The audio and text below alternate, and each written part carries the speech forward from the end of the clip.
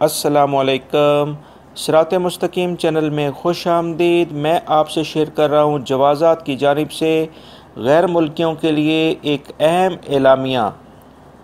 दोस्तों, अगर आपने मेरे चैनल सिराते मुस्तकीम को सब्सक्राइब नहीं किया है तो प्लीज़ इसको सब्सक्राइब कर लें, बेल बटन लाजमी प्रेस कर लीजिएगा ताकि डेली बेसिस पे जो मैं ताज़ा तरीन ख़बरें सऊदी अरब से मुतल्लिक शेयर करता हूँ, रियाल रेट और गोल्ड रेट, वो तमाम आपको फ़ौरी तौर पे मिल सकें।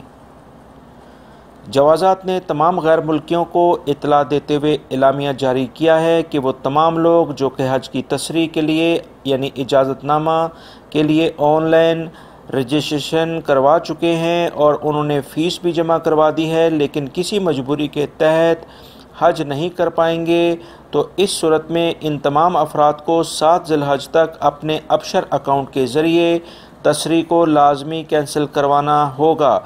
इस बताई गई तारीख के बाद अगर कोई तसरीह कैंसिल करवाएगा तो वो तसरीह कैंसिल नहीं समझी जाएगी, बल्कि इंतज़ामिया के रिकॉर्ड के मुताबिक आप आज़मीन हज शुमार होंगे, यानी आपके रिकॉर्ड के अंदर हज कर लिया है ये लिख लिया जाएगा।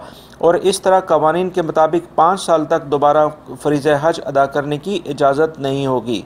दोस्तों, ये कुछ अहम मालूमात थी जो कि जवाज़ात ने अभी शेयर की हैं, जो मैं आपसे शेयर कर रहा हूँ।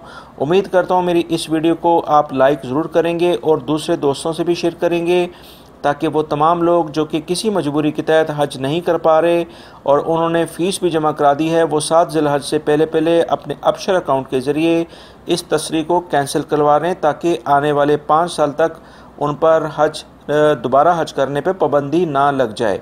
मेरी वीडियो को लाइक भी करेगा, शेयर भी करेगा और अपना बहुत सारा ख्याल रखिएगा। अस्सलामु अलैकुम।